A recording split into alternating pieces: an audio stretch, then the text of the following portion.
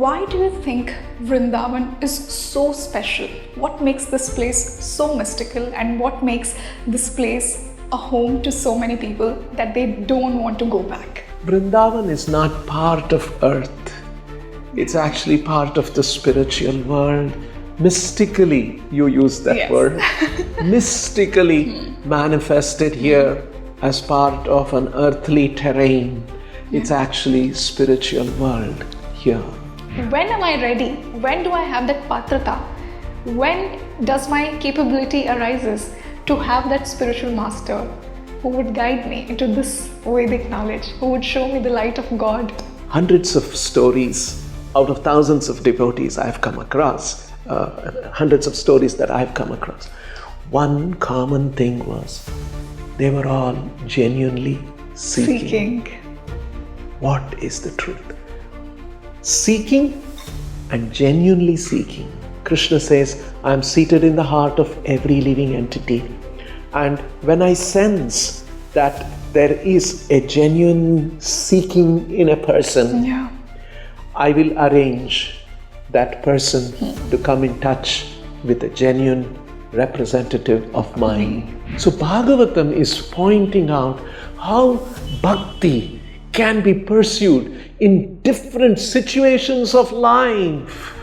Definitely. So it's not that only those who are, renounced in the temple or in Himalayas or in the forest, only they can do. No, you can be in New York City and be the greatest spiritualist. How to make sure that the divine is our best paramount? Everyone can take this process of chanting.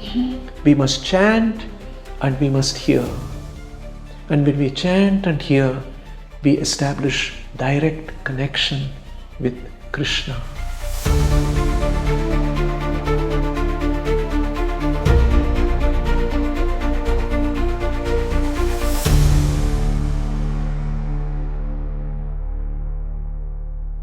Hi spiritual seekers, this is your host Rangoli Sharma and a very warm welcome to your favorite spiritual podcast, Speaking Tree. As you can see that today we are filming at a completely new location. I'd like to tell you that today we are in Vrindavan, the divine land of Krishna, where he played the divine Ras Leela. And for this particular episode, a very special guest has joined me today. He's the co-mentor and vice chairman of the global Hare Krishna movement and president at the Chandrodaya Mandir or Vrindavan Heritage Tower. I would like to welcome Sri Chanchalapathi Dasa for the first time on Speaking Tree. And today's beautiful look is sponsored by Isadora Life. Prabhuji, a very warm welcome on Speaking Tree today. I'm so honored and pleased to meet you today finally and have this divine discussion in the divine land of Krishna.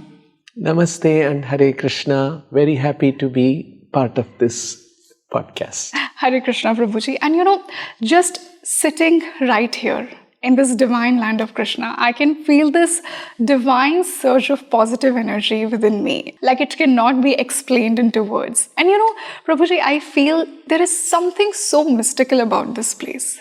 We see so many people from all the parts of the world finding their home in Vrindavan and finding their solace in Krishna. So in your personal experience, could you please share why do you think Vrindavan is so special? What makes this place so mystical, and what makes this place a home to so many people that they don't want to go back? Very interesting question. The word Krishna means all attractive. All attractive. Sarvam karshati. One who attracts everyone. And so Krishna is all attractive, and Krishna's land, Vrindavan, is also all attractive. And that is how there are a lot of very great devotees, great philosophers who are here in Vrindavan, and they developed the philosophical framework, the theological framework about Krishna. And they have analyzed Vedic literatures from different perspectives in a very profound manner. And they have said that the most important quality of God is that He should be all attractive. Wow. He's God for everyone. Yeah. Not only for Indians. Yeah. Everyone belongs to Him. Everyone belongs to God. Yeah. Even the animals, the birds, the insects, all living entities, and all of the inanimate world also belongs to Him. True. And He is attractive to all living entities. And so I would think that same attractive feature exists about Vrindavan. In fact, Chaitanya Mahaprabhu's teaching is this: Aradhyo Bhagavan Vrajesha Tanaya Tadhama Vrindavanam. Krishna is the most worshipable God, and so also is His land. Vrindavan is also worshipable. So I think that is one aspect that makes people come to Vrindavan. And there's another aspect. Yeah. In different religions, and including in Hinduism, in the Vedic literatures, there is description of God, the Creator, the Lord, the Master, the origin of everything. And Krishna is the perfect and complete manifestation of God. So, and that manifestation happened here in Vrindavan. Yeah. So Vrindavan is special. Another aspect connected with that is every religion talks about God. True. And how we should be conscious of God, and how we should develop love for God. Yeah. And philosophically, that love of God that was exhibited here in Vrindavan by the devotees of Krishna is considered to be the purest, most intense, most sweet form of love of God. Wow. And hence, Vrindavan is very special. The complete and the highest manifestation of Godhead, and the sweetest and the most intense and intimate manifestation of love of God. Yes. All that happened here. In fact, the Shastra, Vedic literatures also say, Vrindavan is not part of earth. It's actually part of the spiritual world. Mystically, you use that word, mystically manifested here as part of an earthly terrain. It's actually spiritual world here. It is definitely, Prabhuji. And as seekers here, we can definitely feel that positive surge of energy within us. So, indeed, it's a beautiful way that you explained the beauty of Vrindavan. But if I ask you personally, what does Vrindavan mean to you in your personal experience? How did this place call you? In Krishna Consciousness, from the teachings of Srila Prabhupada, the founder Acharya of ISKCON, and the teachings of Chaitanya Mahaprabhu. I'll talk about that in a few moments later. Chaitanya Mahaprabhu brought out the glories of Krishna in its fullness. Although Krishna had come here and manifested, not everyone understood the true position of Krishna. True. Like his own uncle, for instance, was inimical and was always planning to kill him. So, not many people fully, properly understood Krishna. Krishna uses this word, technical word, Tatvatah. Tatvatah Means to understand Krishna in truth. Wow. Janma karma cha me divyam evam yo veti tatvatah tyaktva deham punarjanma nahiti mameti sorjuna. Krishna says in the Gita, If someone understands my birth, my activities, my personality is divya. Yeah, It's divine. not mundane, it's divine. Right. Yeah. It's not of this material dimension. It's of another spiritual, sublime dimension. Yeah.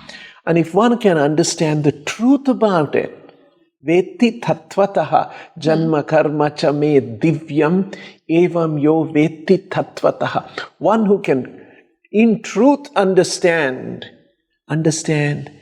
appreciate, perceive, come in contact with. If someone can do that in truth about Krishna, in truth meaning really, not in a sentimental way, Yeah.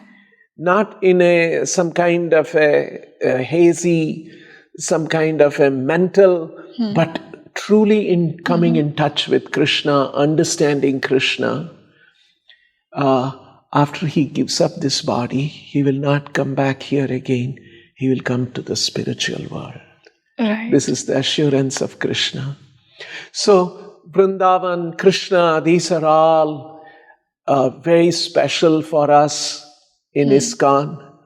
And it somehow happened that at some point in the last few years, and then within our institution, I got an opportunity to come here. That was in the year 2003 or so. We started Akshay Patra program here in Vrindavan to feed children of Vrindavan. We were doing that in Bangalore. Yeah. And while we were feeding children in Bangalore through the Akshay Patra program, then there was a thought that shall we feed outside of Bangalore too? And the first place that came to all our minds was Vrindavan. we should come to Vrindavan. Yes. And children here who are born here are special, and we should serve those children. We should provide food and support their education in the government schools. And so that's what brought me here. Yeah. And then got involved in a small temple, and then a bigger temple, and so on. Definitely, Prabhuji. And I think you were called here for a bigger purpose. And, as you rightly said, Krishna called you to this divine realm. If I conclude to what you just said. Krishna called me is a very big word because we are all small, simple sadhakas trying to become devotees. Who are we in front of him? Right. Who are we in front of the great devotees who were present here? Yeah. So, it's like this. Actually, if you work hard and become a rich person and you have crores of rupees, it's one thing. Yeah. Suppose you don't work hard and your some grand uncle, somebody died but left 10 crore rupees in your bank account for you. Yeah. Then it's divine, it's something luck that happened, isn't it? So in the same way, I don't think I worked hard or I deserved it, but it came upon me by the causeless mercy of Guru and Krishna, and I got this opportunity and I've become involved. Why I'm saying this is, you use the word seekers a few times in our discussion before and now. Yeah. In Srila Prabhupada's life, when he traveled around the world, what was very special about Srila Prabhupada was, there are people in Vrindavan who take a vow never to leave Vrindavan. Really? Suppose they are very sick and the doctors tell them, no, you should go for a checkup, you should go for some special treatment to Delhi. They'll say, we will not go. We will only be in Vrindavan. They have taken such a vow and they want to be in Vrindavan and they want to leave their body in Vrindavan. Yeah. So they are so devoted to Vrindavan and Krishna. And Prabhupada also lived here. Yeah.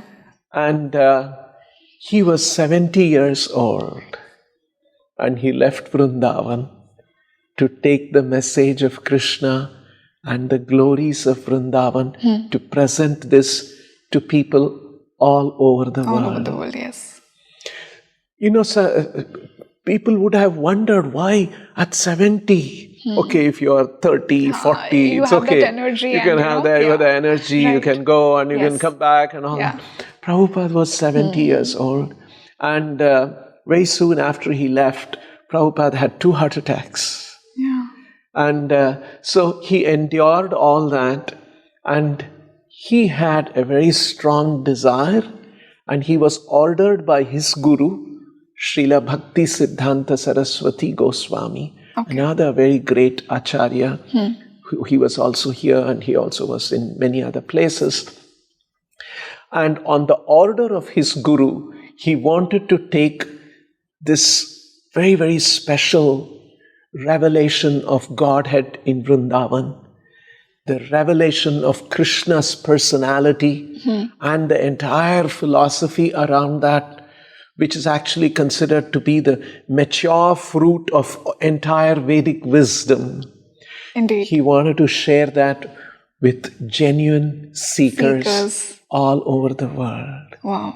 And then I have thousands of them became his disciples, Yes. Srila Prabhupada's disciples. And most of them were Westerners, Americans, Europeans, English, Australians, in Africa, in South America, every part of the world. And I have studied, I have read and heard their individual stories of what was happening to them in their lives. Exactly. In America, or in Sydney, or in London, or in Brazil, wherever. All of these people, they were very, very genuinely, very intensely, they were seeking to understand God. Yeah. And Prabhupada went there with the message of Krishna.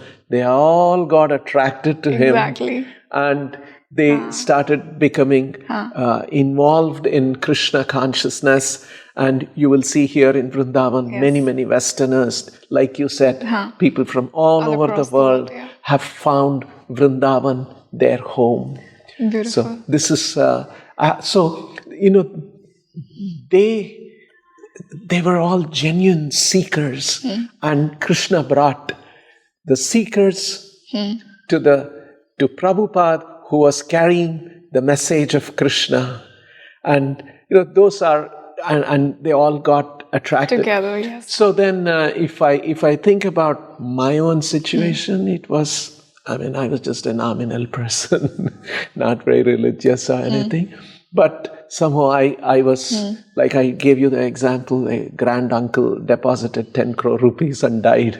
So that was my situation. Really? So in the sense that it was divine mercy of Prabhupada that I got this opportunity. No, Prabhuji, indeed I agree, but I think you're being humble about it. I do highly believe that, there must be some seeds of poor punya, some good karma of previous lives that was handed over to you.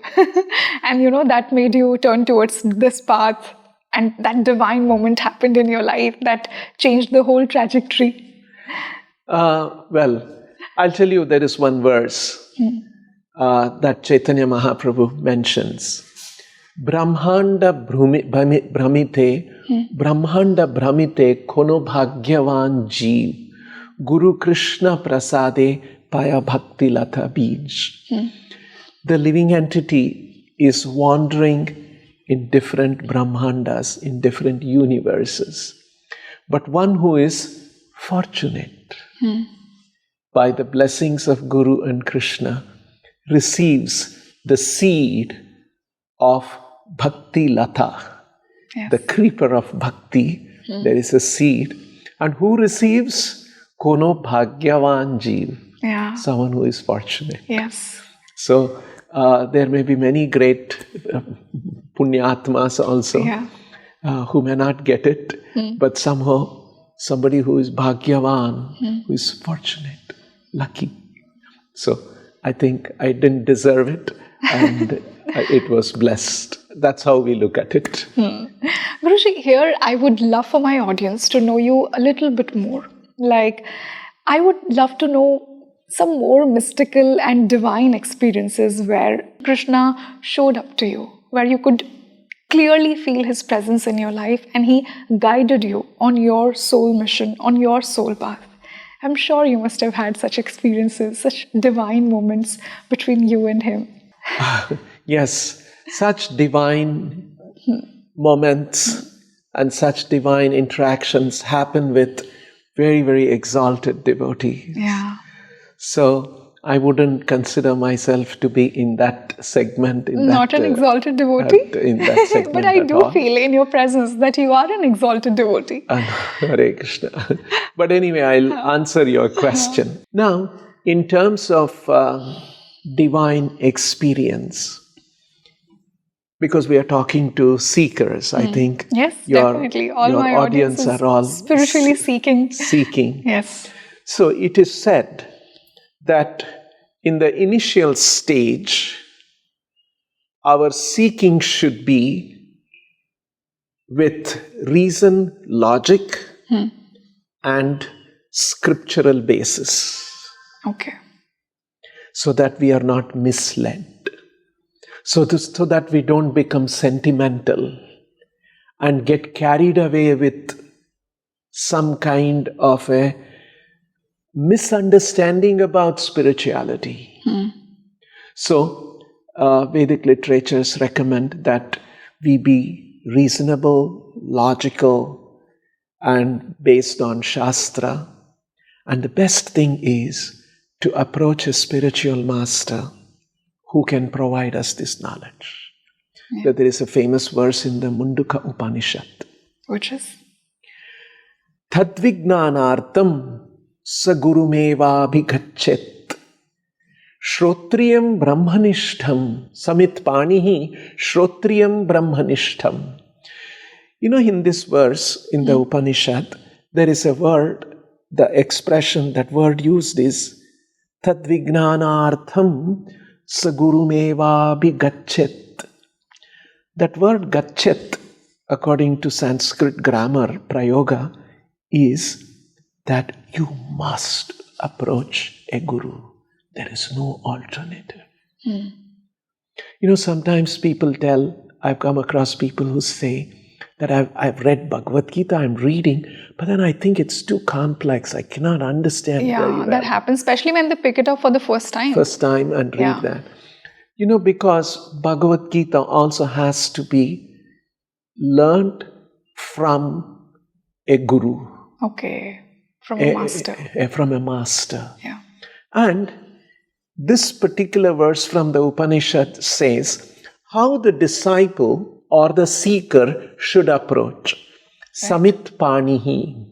Samit is a kind of wood that is used for yajna, sacrifice. Samit panihi. So one should carry samit wood. And what is the meaning of carrying samit wood?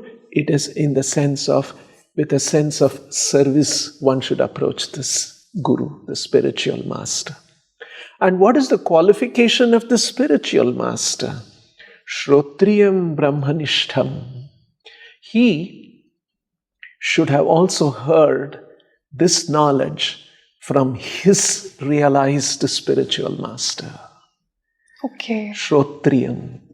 Okay. You know, the Vedic literatures are also called Shruti. Yes.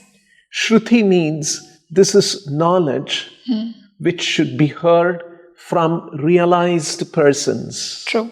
So it should be heard and not heard from random anybody. From very realized persons. Then it is called, that knowledge is called Shruti. So Shrotriyam is one qualification of the spiritual master. He should have heard from his spiritual master, who was also a realized person. And Brahmanishtham, he must be fixed in absolute truth, in Brahman, in spiritual understanding. Fixed in the sense that he must not be shaken and his life itself must be grounded and fixed in that absolute spiritual understanding. Right. So that his life itself is a demonstration. Like you say, I may sit in front of you and talk some great philosophy. After you're gone, I close the curtain and I do something else behind the curtain. then there is no, there's no Brahmanishtha. Yes. I should be Brahmanishtha in my private life. I should be Brahmanishtha in my public life. There should be integrity in my private life and public life, because I'm fixed in Brahmanishtha. So somebody who's true to his spirit. Absolutely. Such a spiritual master one should approach, and that spiritual master will explain in terms of the Vedic literatures and will explain with reason and logic. Krishna explains that also. Tadvidhi pranipatena pariprashnena sevaya upadekshanti te gnanam gnaninas tatvadarshinaha. One should approach a spiritual master tadvidhi pranipatena, and one should approach the spiritual master with a sense of surrender. Meaning seeking knowledge. Seeking God. Seeking God. Absolute knowledge, ultimate knowledge of God. And pariprashnena. And one should not be, a disciple must not be sentimental. He must ask questions. And the spiritual master must encourage. Yes, you please ask questions so that I can clarify. Pariprashnena and sevaya. And also should render service. So, pariprashna, inquiry, should be preceded by surrender, pranipatena, and seva, and should be followed by sevaya. So, surrender, inquiry, and service is the perfect combination of the mood of a seeker, so that the person will get the right understanding. Right. And then Krishna says, Upadekshanti te gnanam, and the spiritual master will instruct and enlighten the person, because the spiritual master is Tatvadarshinaha. He's Tatvadarshi. He can see the truth. Farsighted. Tatvadarshi. Krishna used the same word, Tattva, the truth. The spiritual master is Tatvadarshi. Just like I'm seeing you, you can see me, we can see so many things. Yes. This spiritual master is seeing the truth in that way. So that is the qualification of. So this kind of I would say, a rational approach is required for a seeker, and also the seeker must be very genuine. If we are not genuine, Krishna will not give us the correct answer, and something else will come.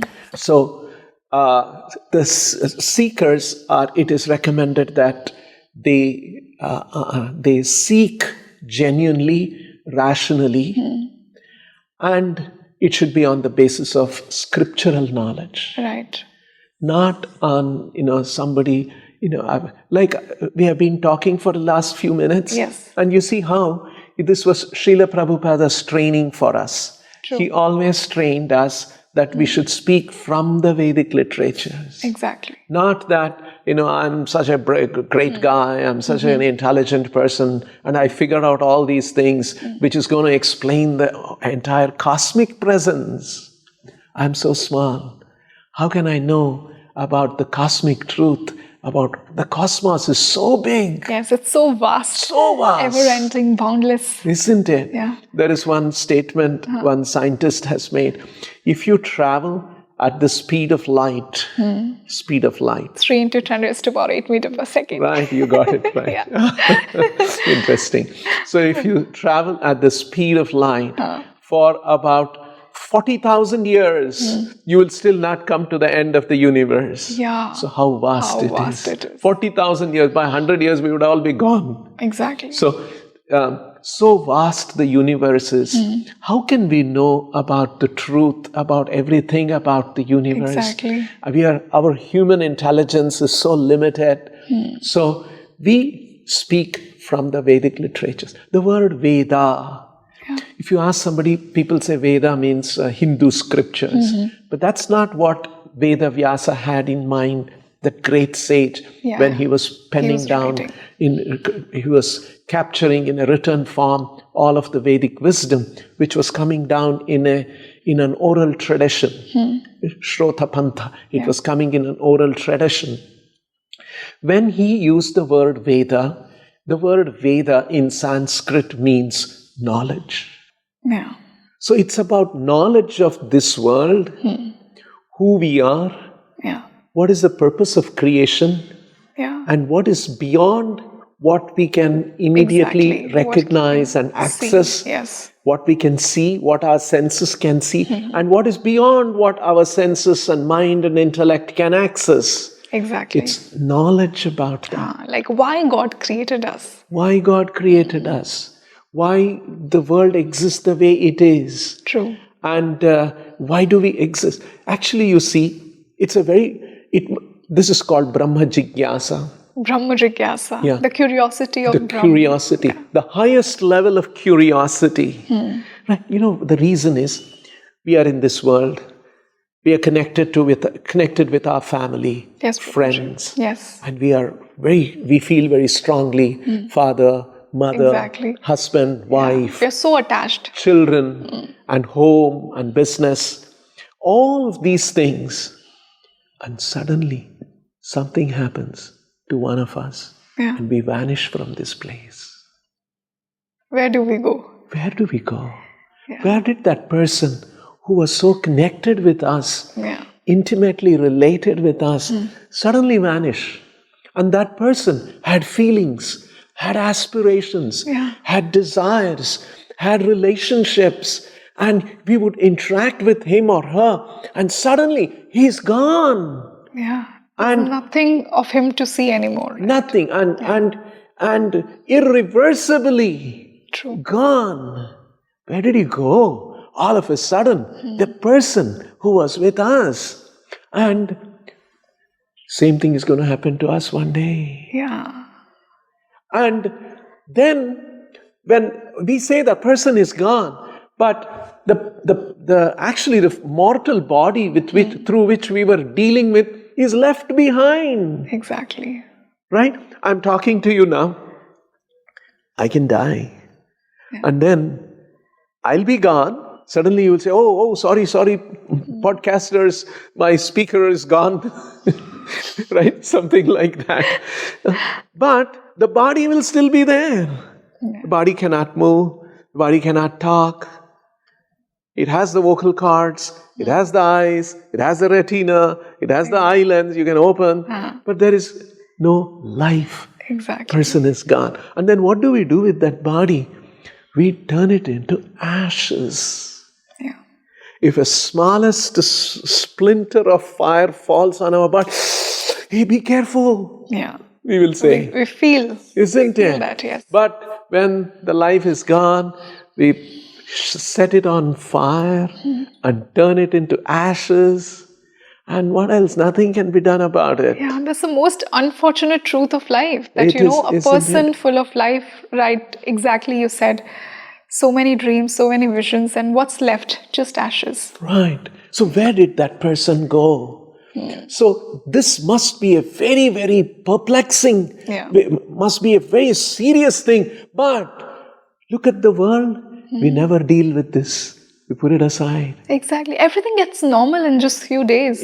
Gets few. And even for us, although it is true about us that one day we will leave, but we never think about it. Yeah. We are so busy. How much more money I can make, how much more assets I can get, how much more fame I can get, how much power I can get.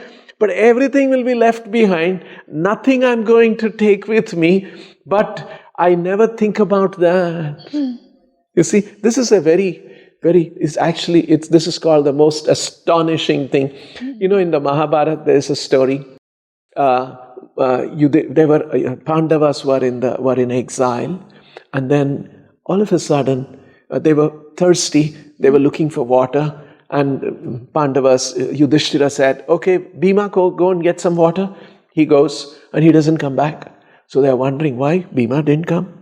Arjuna, can you please go look for your brother and bring some water for all of us? And Arjuna goes, and he doesn't come back. Then the two other younger brothers, Nakula, Sahadeva, they go. and they don't come back. So Yudhishthira is alone left. What happened to all my brothers? They went to bring some water, and they are all great warriors, great, powerful men. Exactly. They could not come. So he himself goes around looking, and he finds all the 4 brothers fallen unconscious there. And so he's trying to look for the brothers and what's happening to them. And suddenly a Yaksha's voice is heard. And then he asks, I want to ask you a few questions. And if you can answer those questions, I'll return your brothers. Brothers to you, yes. Okay? And one of the questions, this is called Yaksha Prashna. And the question that was asked to Yudhishthira was, what is the most astonishing thing in the world? And Yudhishthira's reply is, Ahani ahani bhutani gacchantiha yamalayam sheshaha sthavaramicchanti ata ascharyaparam. The meaning is, every day we see people dying. Right. Ahani ahani bhutani gacchantiha yamalayam. Yamalayam gacchanti. Yes. Ahani ahani, every day we see that. Shesha sthavaramicchanti. But the rest of us who are here think that we will never die. Yeah. We will be here forever. Yeah. This is the most astonishing thing. You see? So, this is the Vedic literatures give us a certain perspective about life, about the truth, about the meaning of life. And that is most valuable. And hence we cannot know everything about the universe, but we consult the Vedic literatures, and from the Vedic literatures we get to know. I'll give you one more example. Sure. Srila Prabhupada gave this very beautiful example. Now, I have eyes to see, and I can come into this room, and there are so many things to be seen here. There is wood paneling, there is a plant, and there is furniture here. So many things are there around. There are light bulbs and chandeliers. So many things are here. Now, suppose I come in the middle of the night and it's pitch dark. Yeah. I can't see anything, right? Intuitively, we'll be looking where is the wall, and I can turn on a switch. And if I find a switch and I turn on the light, immediately I can see everything, right? I have the ability to see. But I just need the light. There are objects to be seen, but I cannot see. I need light. Yes. This is what the Vedic literatures do. Vedas are prakashamanaha. They are the light inside. They can light up the truth. Human form of life, we have the ability to see. And there is an important truth to be seen and understood. But we cannot do it ourselves. Clearly, we need the help of the Vedic literatures. And hence the spiritual master who is well versed in the Vedic literatures. Who is self-realized, self-realized and firmly fixed in the Vedic understanding. Right. He can explain the knowledge because he is Tatvadarshinaha. True. Very beautifully you explained, Prabhuji. And I think we completely went on a whole journey when we started talking about that master. But I'm sure, following to what you just said, many of my viewers would have this question. What if I do not find that spiritual master? What if I don't have that guru? When am I ready? When do I have that patrata? When does my capability arises to have that spiritual master who would guide me into this Vedic knowledge, who would show me the light of God? Very nice question. I was telling you, I read stories of many devotees who became Prabhupada's disciples all over the world. Yeah. One common thing I found in hundreds of stories out of thousands of devotees I have come across, hundreds of stories that I have come across. One common thing was they were all genuinely seeking. What is the truth? Seeking and genuinely seeking. If somebody is sincerely looking, what is God? Who is God? What is this life about? We come here, we are gone. right? Like we were discussing. Suddenly we will also be gone. And this is happening for thousands and thousands of years. What is all this about? If that genuine seeking is there, Krishna says, Ishvara sarva bhutanam hriddesh arjuna tishtati brahmayan sarva bhutani yantra rudhani mayaya. Krishna says, I am seated in the heart of every living entity. And when I sense that there is a genuine seeking in a person, I will arrange that person to come in touch with a genuine representative of mine. Wow. So, as they say, when the Shishya is ready, the Guru appears in your life. Right. It's a fact. Yeah. When the Shishya is really ready with a genuine enquiry, Krishna, who is seated in the heart, senses that. I must give this person that genuine Guru who can give him this knowledge and understanding so that he can come to me. Prabhuji, indeed, I completely agree to what you just said, that when the Shishya is ready, the Guru appears in his life and Krishna or the Divine sends that self-realized Guru to you. But following to what you just said, I do highly believe that Bhakti is a journey of many lifetimes. The seed of Bhakti, it just grows onto you. For some people, they are just born Bhakt. Some children, they are born into a very religious family where Hare Krishna, Om Namah Shivaya is chanted. But for some, Bhakti chooses them at a very later stage in life. So when do you think, for such people, when does that deep desire of Bhakti, that deep devotional love for God arises? When is one completely ready to pray to God, to love God? Nice. A lot of things you have mentioned. Yes, it is a multi-life process. Development of bhakti, development of love of God is over many lifetimes. I'll tell you something that's interesting about this. Sure, Prabhuji. It is said that when we do certain Sukruti, even unconsciously, even without our knowledge, that Sukruti adds to our spiritual bank account, bank balance. Absolutely. I'll give you an example. There was one husband and wife. They were quarreling one day. And the wife said, I will not cook for you today. And the husband said, even if you cook, I will not eat today. And both of them fasted. And that day happened to be Ekadashi. So both of them got the blessing of fasting on an Ekadashi What day. a coincidence. This is called, technically, Agnata Sukruti. It's actually a Sukruti, a good thing they did by fasting on an Ekadashi day, but they were not conscious of it. So, or for example, there's a temple and somebody was finding his way to go to the bank or some office or something. And then somebody directed him, go this way and this way, this way. And he did 3 times going around looking for the bank. And in the middle was a temple of Krishna. And he happened to cross that. And he did 3 times pradakshina, parikrama of Krishna's temple. He was not thinking to do parikrama of Krishna's temple. He was looking for bank. This is called Agnata Sukruti. The living entities pick up. They get opportunities like this in the material world. That's why a temple is important. Where there is a temple, so many living entities, even Agnata, unknowingly get a little Sukruti.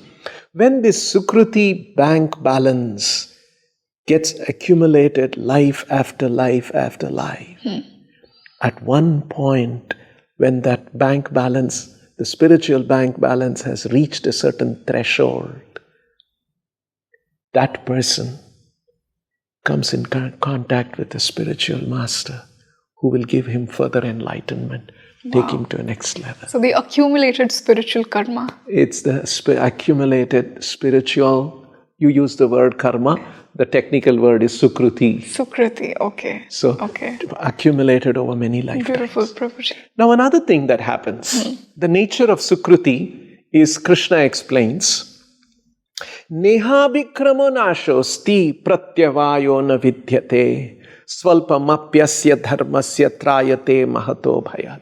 Suppose you are a mathematics professor. You know very advanced mathematics. Okay, I won't take your example. I'll take my example. I'm not. Okay. So, suppose I'm a mathematics professor. I know a lot of mathematics and complex and such things. And then I die. That's why I didn't want to take your example. Okay, you want I to die. be immortal? I suppose I die. Okay. And then I'm born again.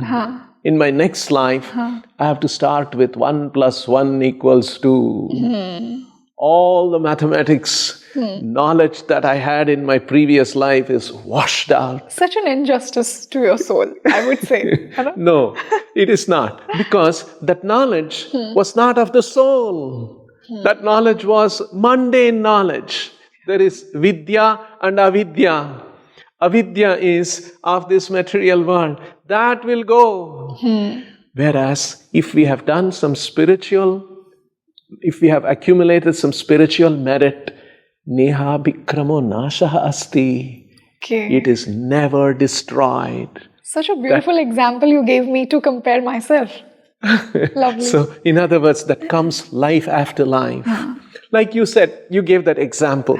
Some people are Bala Bhaktas, and some people maybe are there 60th year, 50th year, and something happens, and them, so on. We have seen that in our temple life. You know, because a lot of devotees come to our temple, they join. We see that some of them make rapid progress. Right. Some of them are slow. This is because when they start their spiritual life here, it's not that they are starting from 0 level. It's whatever they have accumulated in their previous lives. It is coming, and from there on, it is starting. They're just adding on to that. It's just adding on. Right. Some started here, some started there. Somebody who started here is going to make rapid progress. This person is going to take a little longer time. So we practically experience this happening in our temple life. True. So now, you asked another question. What is it that, when does the Guru come? Right? What are the things like that? Now, one important thing is an indicator of a genuine seeker. Few things are there, at least one I will mention. When one begins to realize the temporary nature of this material existence, that's an indication of a spark of genuine spirituality lighting up in that person's life. That you realize that there is so much more beyond what we just see and who we are. Right. The fleeting nature of this world. We try to acquire wealth, fame, power, knowledge, assets, so many things. But everything is fleeting. True. It will be gone. And when, you see, a lot of people talk about all these things. But what I'm saying is, it dawns in a very strong way in your understanding. Yes, everything is fleeting. I must chase something that's everlasting. Exactly. I must not chase these fleeting things in life. The higher truth. The higher truth and the highest truth. Yeah. You see? So that is an indication of a person who has come to the seeking has come to a certain level. I'll give you why I say this is some people call themselves seekers and they keep seeking and seeking and seeking. And even if something is presented, they miss it. Srila Prabhupada was talking to a few theology professors. And So, and then Prabhupada asked, what is theology? What is theosophy? And they were explaining. It is about seeking for the truth, seeking the truth. And then Prabhupada said, yes, very nice. All of you are so committed in your professional studies to seek the truth. But here I am presenting you the truth. You must accept it. You must take it seriously. Yeah. This is the highest truth. The thing is that not those professors took to Bhakti or any such thing. Because some people, they just remain professional seekers. Exactly. Even if they find something, they don't take it up. Yeah, they don't want to accept. They don't want to accept. That's an unfortunate thing. Like I'll tell you one thing that happened in my personal life when I was a kid. I come from a middle class family, and my father used to earn money and salary, and that salary was very important. This is, how many years back I'm talking? 40 years, 50 years back I'm talking about. And very frugally we would live because that money was very important. Once my father had got the money, salary, and it was in a brown packet, and my mother used to keep it safely inside a cupboard. Yeah. And one day that packet was missing. And there was a lot of tension in the family. I was a kid, but I was feeling, Exactly. Mother was very, very disturbed. Father was very, why did you keep it, carelessly? What did you do? And then mother was searching. And I remember she was constantly praying to God, and please help me find, because how will we run our life if that packet of money is gone? And we were 3 children. How are we going to pass through this month? And it was hand to mouth, simple. So much of it was dependent on that packet. Yeah. And then after 2-3 days of searching here and there, and she found it. It was somewhere in some place, and it was such a great relief, right? When she found it, when she was searching and she found it, she picked it up, and it was a great relief. Yeah. Now, professional seekers means they'll be searching and so when they find the packet also, no, I like searching. So I keep searching and on and on and on. Yeah, they'll keep adding. You see, they missed out the point because they were not genuine seekers. My mother was genuinely seeking that brown packet. And when she found it, she was elated. Exactly. So she picked it up. Yeah. So sometimes in this world, people just want to seek for the sake of seeking. Exactly. Not for the sake of really getting to know the truth. And so when we know, when this knowledge is presented, people should accept it. That happens when there is a genuineness in their seeking, and they are realizing that yes, this world is temporary, and I really want to know what is all this life about, what is this world about, why we come here, we are gone one day, what's going on? Yeah. And it should be such a burning issue that I must resolve this. Exactly. I must find an answer for this. Exactly. Like I'm pining for it. Yeah. So it's not that, it's just an addendum in my life. I have my bulk of my life is so many other things, and those are all very exciting things. By the way, I do a little bit of some spiritual this and that. No, it's not like that. This should become the central part. Now, while we are talking about all these things about seeking and looking for absolute truth and pursuing the absolute truth, I don't want people to go away with the wrong impression that if we become serious seekers of truth, what will happen to my life? What will happen to my profession? What will happen to my family? Yeah. I have a responsibility. Maybe there are some, mothers who are looking at this, and what, shall I abandon all my children and go away? Abandon my family, husband, house, I'm sure everything? that will be the question of many people. Many people's mind. No, it is not. Yeah. Krishna does not recommend anything that is impractical. Yeah. Krishna says in the Gita, Tasmat sarveshu kaleshu mamanusmaram yudhyacha. Mayarpita mano buddhir mameva eshyasi asamshayaha. Krishna is saying, therefore, tasmat sarveshu kaleshu mamanusmaram yudhyacha. He was telling Arjuna that you should always think of me and fight. Yeah. Not that you think of me, and don't go to the fight. Himalayas Yeah. and forget fighting, your duty, your responsibility, abandon everything and go away. Yeah. He Krishna never did said not that. say Don't that. forget your responsibilities. He never We said should that. do our duty. True. And the thing is that our professions need not change. Our responsibilities need not change. All of that can continue as it is. Maharaj Yudhishthira was an emperor. Arjuna was a fighter. There are innumerable examples in the Vedic literatures, in the Puranas. They had really important duties which they were discharging in their life.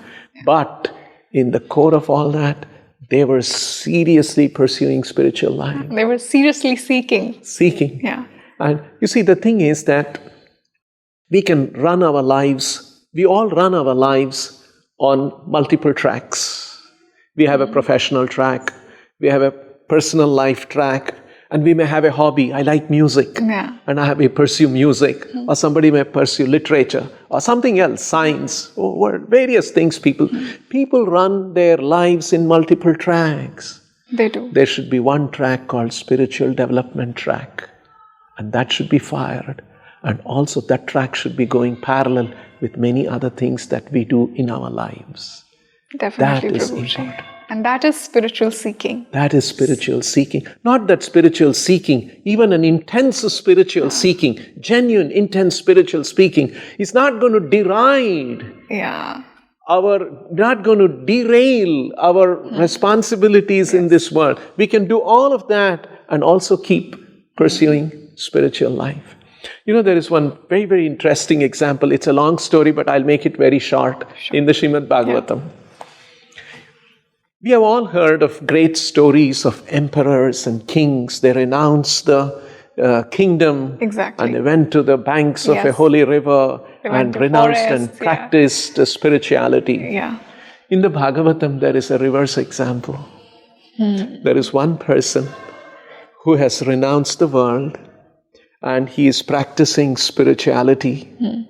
And then there, his father, his grandfather, and Lord Brahma, all of them go and tell him, because his elder brother had an untimely death and there was no king. And the father had become old. So they go to him and they say, his name is Priyavrata. They tell him, you're doing all these austerities and such things. Please, we want you to come back to the kingdom. He says, no, I'm renounced. Look at the wonderful life I'm having. It's so beautiful, so peaceful, so serene. And I have nothing to do with all these worldly things. I'm so peaceful, I'm so happy here. Nothing to worry, nothing to be attached to. And they urge him, no, come back, become a king. And he says, no, kingdom. And then the next you will say, you should have a queen. Then you will say, you should have children. Oh my God, none of those things. And then Lord Brahma instructs him, no, kingdom, wife, children, none of them are going to be hurdles in your spiritual pursuit. Wow. Your undue attachment to them, that will be a hurdle.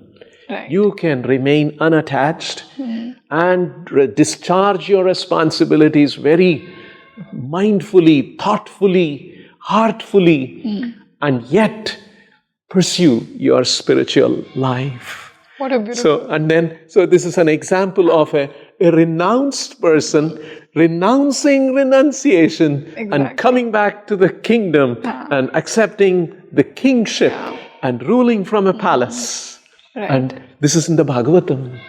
So Bhagavatam is pointing out how bhakti can be pursued in different situations of life.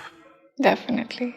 So it's not that only those who are, renounced in the temple or in Himalayas or in the forest, only they can do. No, you can be in New York City and be the greatest spiritualist. Exactly. That is the secret. That's the message Bhagavatam gives. I'll tell you one more very nice example. Sure. Chaitanya Mahaprabhu tells this.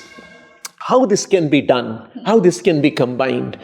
Duties and our passionate pursuit of spirituality. Very unusual example.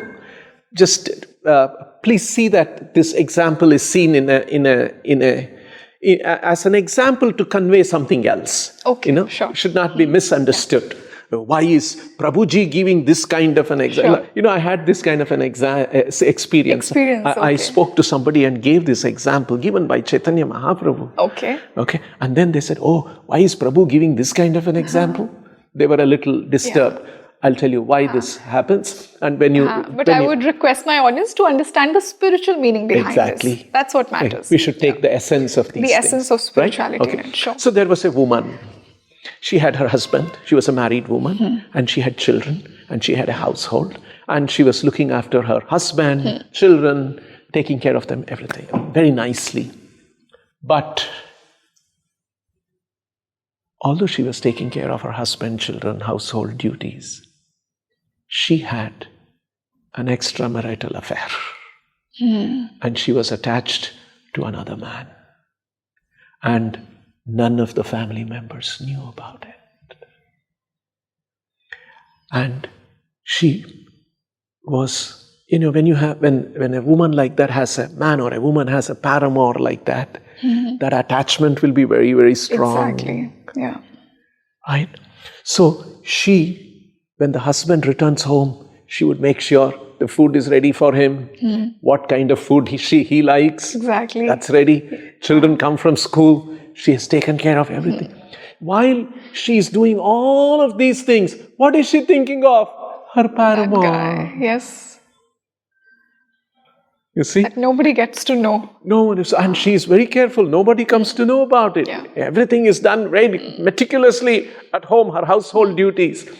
Chaitanya Mahaprabhu says, in this way, we should discharge all our duties meticulously, always thinking of our supreme lover, Sri Krishna. The highest paramour. The highest paramour. For all of us. For everyone. Lovely. You see? So, what happens is, in normal life, we do the opposite. You see, she was dutiful to her family, but her heart was for longing for her paramour. Devoted to paramour. Devoted to the paramour. What happens in our life is, we become devoted to our families, and to Krishna we do dutifully. Once in a month, once in a week, once in 15, once in 6 months, I must go to temple. Exactly. Krishna becomes dutiful, family becomes devoted. It should be the other way. Family should be dutiful, no negligence of duty, and our heart should be to Krishna.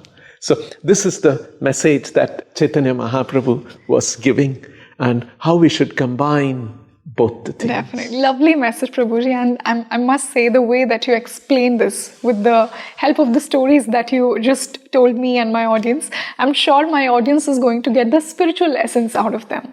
I hope so. But Prabhuji, going back to the temple part that you just said, I don't want to miss this opportunity while I'm sitting in the Chandrodaya Mandir. I would really love to ask a little about it to you. Like, what does the name signify? Why this particular name? And I've heard some stories about Krishna's connection to this particular mandir, like how he showed up here. So a little bit of that I would love for my audience to know. Okay. This Chandrodaya Mandir, this name actually Srila Prabhupada coined in another situation, in another context. Vrindavana Chandrodaya Mandir. That's actually the name. Vrindavan Chandrodaya Mandir, yes. Vrindavan Chandra is Sri Krishna, the moon of Vrindavan. And we want to all visitors to this temple that Chandra Udaya happens in their heart by coming to this temple.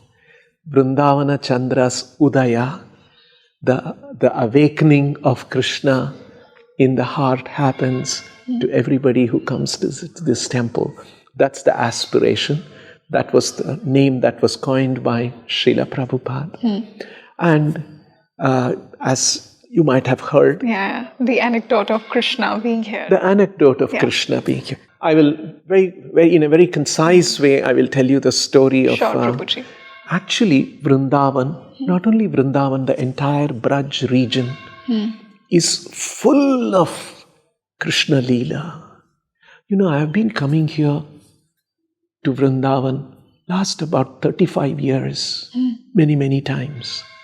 And even now, devotees take me and show me new places which I had not seen.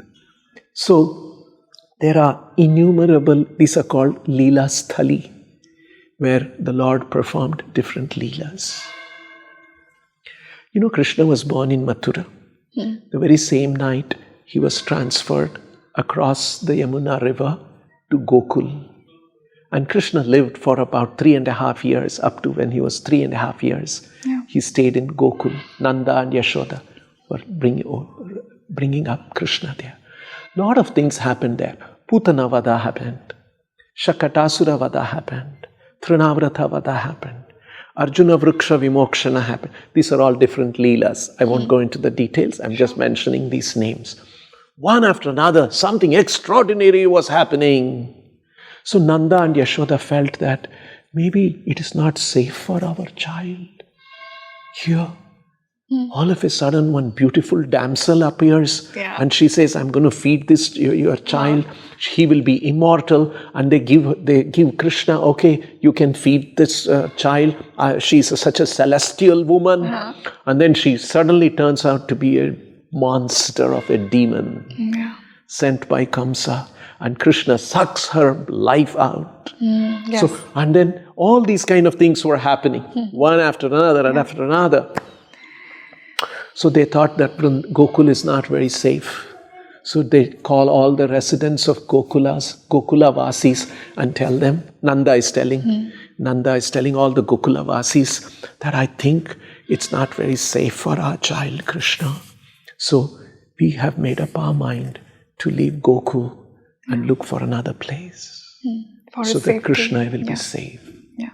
The Gokula Vasis hear that and say, Nanda, if you go away and if you take Krishna away, how can we live?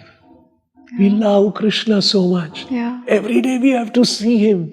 He is the darling of our eye. We can't live without him. If you are going, we will also come. And so all the Gokula Vasis packed their things. They were all cowherd men into bullock carts. And then they set out from Gokul. And they start looking for an alternate place to make their settlement.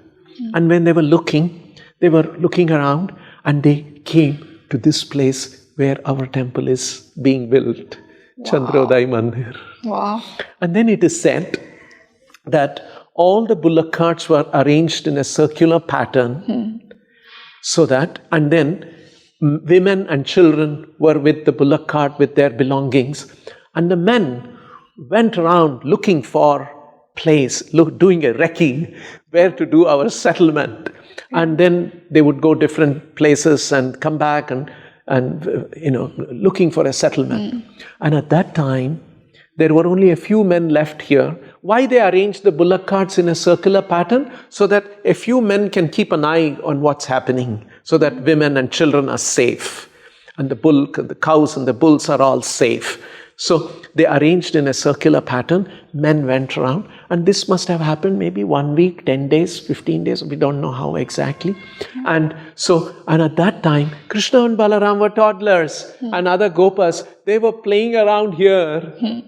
And then after this few days of searching, then they find Vrindavan and they go and make their settlement there. Okay. So this place where the bullock carts were arranged in a circular pattern, circular pattern in Sanskrit is called Shakatakara. Because the bullock carts were arranged in a circular pattern, this place came to be known as Shakatakara, and over a period of time it became Chattikara, and this village in the revenue records, it says it is called Chattikara. Wow. And when the highway, when you come and turn to Vrindavan, that place is called Chattikara Junction. When we bought this village, it was called Chattikara Village. Okay. And so we went around and asking people, what's the meaning of Chattikara? And they said it comes from the original Sanskrit word Shakatakara. And over years it became Chattikara. And this is the place where Krishna and Balaram as toddlers were running around here with other Gopas and Yashoda, Nanda, all of them were here while they were searching for a place like Vrindavan to make their settlement. Wow. And so this is very special. That is why it's such, positive vibe here. Absolutely. We are sitting right at that place where little Krishna was playing. Yes. Wow. Yes. And so it's our aspiration. And Srila Prabhupada, when he was traveling around the world, he brought his Western disciples. I'll give you one more anecdote in the life of Srila Prabhupada about Vrindavan. Yes. When Prabhupada went to America, in the very early days, in New York, he had a few Western disciples, men and women, young boys and girls who were coming to him, and he was telling them about Krishna, and he was telling them about Gita, the soul, karma, and he was also telling them about Vrindavan. And it's such a wonderful place. And those Americans would ask him, those American students would ask him, they used to call him Swamiji in the very early days, before the name Srila Prabhupada came to Srila Prabhupada. Swamiji, what is Vrindavan like that you keep always talking about? So Prabhupada said, one day I will take you to Vrindavan and I'll show you Vrindavan. Then you will wonder, how did Swamiji leave such a beautiful place called Vrindavan and come to a terrible place called New York City? Oh my God. This is the way, Prabhupada presented how wonderful Vrindavan is. Lovely. So, it is. And when Prabhupada brought his disciples back in 1972, there is one more very, very historically significant place. I won't go into the details of that. And in that place in Vrindavan, it's called Radha Damodar Mandir. Behind that, there is a place of Rupa Goswami's Bhajan Kutir. Okay, Bhajan Kutir. Yeah. Rupa Goswami is one very, very exalted acharya who wrote many, many books and philosophical books 500 years back. A disciple of Chaitanya Mahaprabhu, a direct disciple of Chaitanya Mahaprabhu. So in front of that Bhajan Kutir, Prabhupada was talking to his Western disciples. And he made one interesting comment. He said, they were all Western disciples, so he was telling, you see, in your Western country, you build skyscraper buildings. And you become attached to those skyscraper buildings. But you should know, the skyscraper building is all fleeting. You'll have to leave and go. Don't be attached to the skyscraper buildings in your country. However, you have a tendency to build skyscraper buildings. You can use that tendency to build a skyscraper temple for Krishna. Okay. And that will purify you. So Prabhupada spoke those kind of words here in Vrindavan, taking that vision as the seed of vision that Srila Prabhupada had. As a motivation. As a motivation. We thought that we should have a skyscraper temple for Krishna here in Vrindavan Chandrodaya Mandir. That's the aspiration. And this Mandir will not only have temple, it will talk about preservation of Braj culture, heritage in its various aesthetic and creative manifestations in the form of music, dance, festivals, theology, and a cuisine and various other forms, so that people from all over India and all over the world can come here, stay for a few days, weeks, months, whatever, and learn about that, what I was referring to, the complete and full manifestation of Godhead.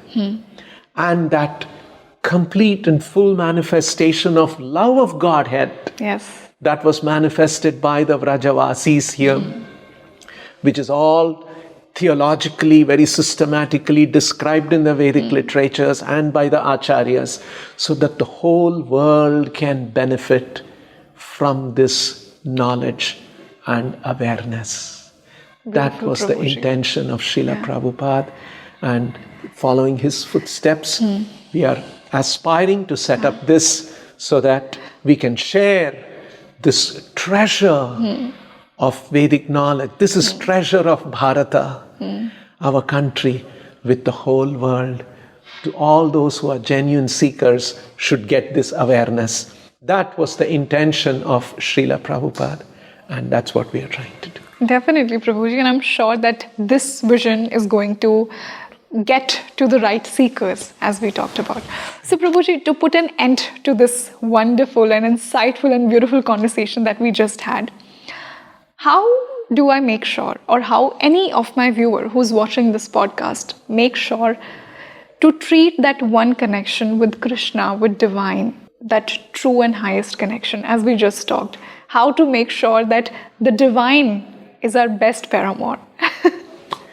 How to strengthen that bhakti towards divine? Very beautiful question you have Thank you, Prabhuji. I think that was a very important question. That's why it just came to me. Very nice.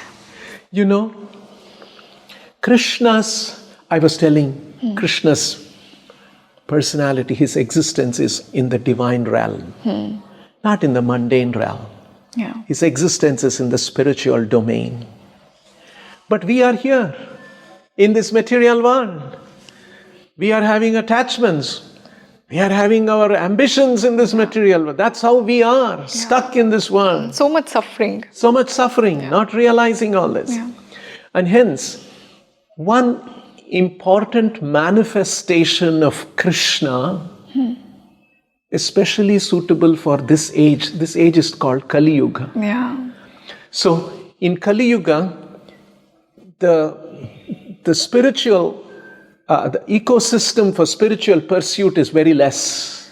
Exactly. The whole ecosystem is tantalizing the senses and attracting the senses and acquisitions and aggression, and it's a very rajasic world. True, it is. Full of rajoguna and tamoguna. Yes. That's the characteristic of Kali Yuga. Kalim sattvaharam pumsam. Yeah. Bhagavatam says Kali Yuga characteristic is all the sattvaguna is, human society is depleted of sattvaguna. Absolutely. Sattvaguna inspires inquiry. It brings a certain tranquility. That's not there. So, in such a yuga, there is a very easy way to be in touch with Krishna. One specific manifestation of Krishna, especially recommended for Kali Yuga, and that is called the sound representation of Krishna. Yes. Kali Kalere Krishna Nama Avatara. Krishna is present in his holy name. Yeah. And Chaitanya Mahaprabhu came to teach this all over the country, he did. And Srila Prabhupada wanted to teach this to the whole world. That we can be in touch with Krishna by chanting his holy names.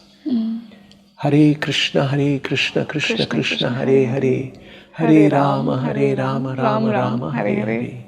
You see, one can be driving car, can be chanting. Somebody may be a housewife cooking something, can be chanting. And one can be a factory worker, can be chanting. Everyone can take this process of chanting. We must chant and we must hear. And when we chant and hear, we establish direct connection with Krishna. Yeah. So this is an important process. We invite and request every genuine speaker to chant the names of Krishna and Rama as it is composed in this mantra. This is called the Maha Mantra. Yes. And given in the Shastra, it is in the Kalisantarana Upanishad. This mantra appears. And if we chant this mantra and keep a mindset, Krishna, Rama, please reveal to me that highest truth and help me understand that, appreciate that. Help me serve that divine cause. Help me serve Krishna. If this attitude is there, and if the chant Hare Krishna mantra, very soon Krishna will begin to reciprocate and respond to such seekers. Definitely, Prabhuji. And I'm sure that after today's discussion, this reaches to every seeker, and may Krishna bless us all. And I thank him that, it was due to him only that we've had such a beautiful conversation, and he blessed us to have this conversation today. I'm so grateful and I'm so honored that I got to have this discussion with you today. So thank you so much, Prabhuji. Most welcome. It was very interesting, and I hope, and I'm thankful to you and to the Speaking Tree team for making this happen, to share this with all the people, all the seekers in the world. Namaste and Hare Krishna. Namaste, Hare Krishna. We are equally pleased, Prabhuji. So this was Prabhuji joining us for the first time on Speaking Tree. And as I told you in the introduction itself, that this is going to be a podcast like no other. We talked about devotional bhakti. We talked about his spiritual and mystical experiences. We talked about what actually is divine, how to seek that highest truth, how to be the genuine seeker. So you tell me, how did you like today's podcast? Share it as much as you can, and I'll see you in another episode with an equally enriching conversation telling you who is actually divine and how to find the divinity within you. This is your host Rangoli Sharma. I'll keep bringing you such interesting topics again and again on Speaking Tree. I'll see you in another podcast. Namaste.